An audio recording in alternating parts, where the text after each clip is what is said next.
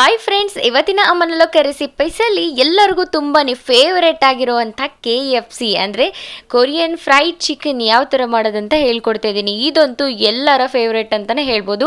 ಆದರೆ ತುಂಬ ಜನ ಮಾಲ್ಗಳಲ್ಲಿ ಅಥವಾ ನೀವು ಈ ಒಂದು KFC ಸೆಂಟರಿಗೆ ಹೋಗಿ ತುಂಬ ಅಮೌಂಟ್ ಕೊಟ್ಟು ಕಮ್ಮಿ ತಿಂದು ಬರ್ತಾ ಇದ್ರೆ ನಿಜವಾಗ್ಲೂ ಬೇಜಾರು ಮಾಡ್ಕೋಬೇಡಿ. ಬರೀ 100 ರೂಪಾಯಿಂದ ಚಿಕನ್ನ ತಂದು 1000 ರೂಪಾಯಿಗೆ ಆಗುವಷ್ಟು KFC ಚಿಕನ್ನ ಯಾವ ಥರ ಮಾಡೋದಂತ ಇವತ್ತಿನ ವಿಡಿಯೋದಲ್ಲಿ ನಾನು ನಿಮಗೆ ತಿಳಿಸ್ಕೊಡ್ತಾ ಇದ್ದೀನಿ. ಸೊ ನೀವಿನ್ನು ನಮ್ಮ ಅಮ್ಮನಲೋಕ ರೆಸಿಪೀಸ್ ಚಾನಲ್ಗೆ ಸಬ್ಸ್ಕ್ರೈಬ್ ಆಗಿಲ್ಲ ಅಂದರೆ ಪ್ಲೀಸ್ ಸಬ್ಸ್ಕ್ರೈಬ್ ಆಗಿ. ಮೊದಲಿಗೆ ಫ್ರೆಂಡ್ಸ್, ನಾನಿಲ್ಲಿ ಅರ್ಧ kg ಆಗುವಷ್ಟು ಚಿಕನನ್ನು ದೊಡ್ಡದಾಗಿ ಪೀಸ್ ಮಾಡಿ ತಕ್ಕೊಂಡಿದ್ದೀನಿ. ಇದನ್ನು ನಾನು ಇವಾಗ ಕಟ್ ಮಾಡ್ಕೋತಾ ಇದ್ದೀನಿ. ಲೆಗ್ ಪೀಸ್ ಆಗಿರೋದ್ರಿಂದ ಇದಕ್ಕೆ ಮಸಾಲೆಗಳೆಲ್ಲ ಸ್ವಲ್ಪ ಜಾಸ್ತಿ ಹಿಡಿಬೇಕು. ಸೊ ಆದ ಕಾರಣ ಲೆಗ್ ಪೀಸನ್ನು ಈ ಥರ ಕಟ್ ಮಾಡ್ಕೋತಿದ್ದೀನಿ. ಅದಾದಮೇಲೆ ಒಂದು ಬೌಲಿಗೆ ಹಾಕ್ಕೊಂಡು ನಾನಿಲ್ಲಿ ಫಸ್ಟು ರುಚಿಗೆ ತಕ್ಕಷ್ಟು ಉಪ್ಪನ್ನು ಹಾಕೋತಾ ಇದ್ದೀನಿ. ಈ ಒಂದು KFC ಚಿಕನಲ್ಲಿಗೆ ಉಪ್ಪನ್ನೇ ಮೇಯ್ನು, ಹಾಗೆ ಹುಳಿ ಖಾರ ಎಲ್ಲ ತುಂಬ ಮೇಯ್ನು.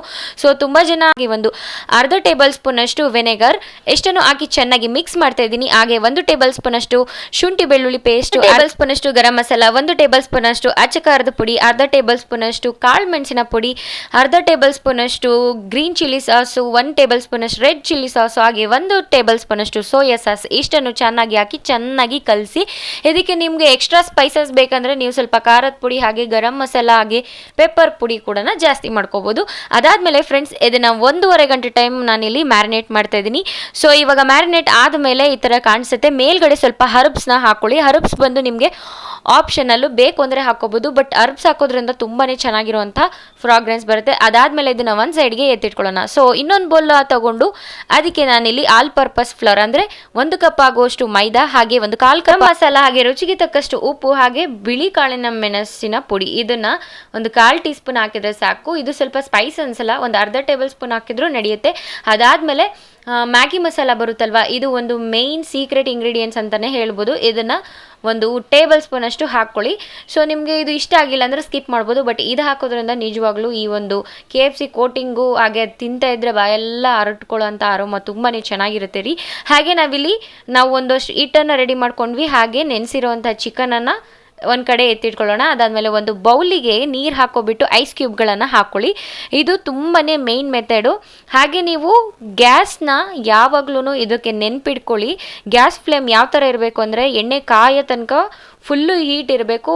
ನೆನೆಸಿರೋ ಚಿಕನನ್ನು ಫಸ್ಟು ನಾವು ಮೈದಾ ಹಿಟ್ಟು ರೆಡಿ ಮಾಡ್ಕೊಂಡ್ವಲ್ಲ ಅದಕ್ಕೆ ಅದ್ಬಿಟ್ಟು, ಅದಾದಮೇಲೆ ಅದರಿಂದ ಒಂದು ಐಸ್ ಕ್ಯೂಬ್ ಒಂದು 10 ಸೆಕೆಂಡ್ಸಲ್ಲಿ ಐಸ್ ಕ್ಯೂಬ್ ನೀರಲ್ಲಿ ಅದನ್ನು ಇಟ್ಟು ಮತ್ತೆ ಅದೇ ಮೈದಾ ಫ್ಲೋರಿಗೆ ಡಿಪ್ ಮಾಡಿ ಅದರಲ್ಲಿರುವಂಥ ಮೈದಾ ಹಿಟ್ಟೆಲ್ಲ ನೀಟಾಗಿ ಬೇರ್ಪಡಿಸ್ಬೇಕಂದ್ರೆ ಈ ಥರ ನೀವನ್ನ ಅಲ್ಲಾಡಿಸಿದ್ರೆ, ಚಿಕನ್ ಪೀಸ್ನ ಅಲ್ಲಾಡಿಸಿದ್ರೆ ಅದರಲ್ಲಿರೋಂತಹ ಪೂರ್ತಿ ಮೈದಾ ಹಿಟ್ಟು ಅಂದರೆ ಎಕ್ಸೆಸ್ ಆಫ್ ಮೈದಾ ಹಿಟ್ಟೆಲ್ಲ ಅದಕ್ಕೆ ಬೀಳುತ್ತೆ.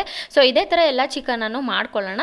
ಇದಾದಮೇಲೆ ನೀವು ನೀಟಾಗಿ ಕೋಟಿಂಗ್ ಮಾಡ್ಕೋಬೇಕು. ಕೋಟಿಂಗೇ ಇಂಪಾರ್ಟೆಂಟು, ಯಾಕಂದರೆ ಆ ಲೇಯರ್ಗಳೆಲ್ಲ ನಿಮಗೆ ನೀಟಾಗಿ ಕಾಣಿಸ್ಬೇಕು ಅಂದರೆ ಕೋಟಿಂಗೇ ಇಂಪಾರ್ಟೆಂಟು. ಅದಾದಮೇಲೆ ಕೋಲ್ಡ್ ವಾಟರು ಅಷ್ಟೇ, ನಾನು ಹೇಳಿದ್ನಲ್ಲ ಐಸ್ ಕ್ಯೂಬ್ ಕೋಲ್ಡ್ ವಾಟರ್ನು ಅಷ್ಟೇ ನೀಟಾಗಿ ಅದನ್ನು ರೆಡಿ ಮಾಡ್ಕೋಬೇಕು. ನಾರ್ಮಲ್ ವಾಟರಲ್ಲಿ ಈ ಥರ ಡಿಪ್ ಮಾಡಿ ಹಾಕಿದರೆ ನೀಟಾಗಿ ಬರೋಲ್ಲ. ಸೊ ಎಣ್ಣೆ ನಾವು ರೆಡಿ ಆಗಿರುವಂತಹ ಎಣ್ಣೆಗೆ ಈಗ ಅದನ್ನು ಬಿಟ್ಟು ಫ್ರೈ ಮಾಡೋಣ. ಫ್ರೆಂಡ್ಸ್, ಇದೇನಿಲ್ಲ ಅಂದರೂ ಒಂದು 5 to 6 ಮಿನಿಟ್ಸು ನೀಟಾಗಿ ಲೋ ಫ್ಲೇಮಲ್ಲೇ ಬೇಯಿಸಬೇಕು. ನಿಮಗೆ ಸ್ಟಾರ್ಟಿಂಗ್ ಇದು ಕಲರ್ ಅಂತ ಅನಿಸಲ್ಲ, ಬಟ್ ಅದು ಫ್ರೈಡ್ ಆಗ್ತಾ ನಿಮಗೆ ಕಲರ್ ಕಾಣಿಸುತ್ತೆ.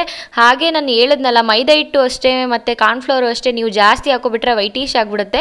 ಇದು ಒಂದು ಪ್ರಮಾಣ, ಯಾವ ಪ್ರಮಾಣ ಇರುತ್ತೋ ನಾನು ಹೇಳಿದ್ದೀನೋ ಅದೇ ಪ್ರಮಾಣದಲ್ಲಿ ನೀವು ಈ ಮೈದಾನ ಯೂಸ್ ಮಾಡಬೇಕು.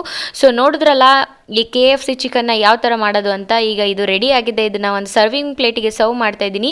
ಇದು ಒಳಗಡೆ ತುಂಬ ಜ್ಯೂಸಿ ಆಗಿರುತ್ತೆ, ಮೇಲೆ ಫುಲ್ಲು ಕ್ರಿಸ್ಪಿನೆಸ್ಸಲ್ಲಿ ಸಖತ್ತಾಗಿರೋ. ವಿಡಿಯೋ ಸ್ಟಾರ್ಟಿಂಗಲ್ಲೇ ನಿಮ್ಗೆ ಹೇಳಿದೆ, ಬರೀ 100 ರೂಪಾಯಿ ಚಿಕನ್ನಲ್ಲಿ ನೀವು 1000ರಿಂದ 1200 ರೂಪಾಯಿ ಆಗುವಷ್ಟು KFC ಚಿಕನನ್ನು ಮನೇಲೇ ಮಾಡ್ಬೋದು ಅಂತ. ಪ್ರತಿಯೊಬ್ಬರು ಇದನ್ನು ಇಷ್ಟಪಡ್ತಾರೆ. ಮನೆಯಲ್ಲಿ ಪ್ರತಿಯೊಬ್ಬರು ಮನೆಯಲ್ಲೂ ಇದನ್ನು ಮಾಡ್ಬೋದು.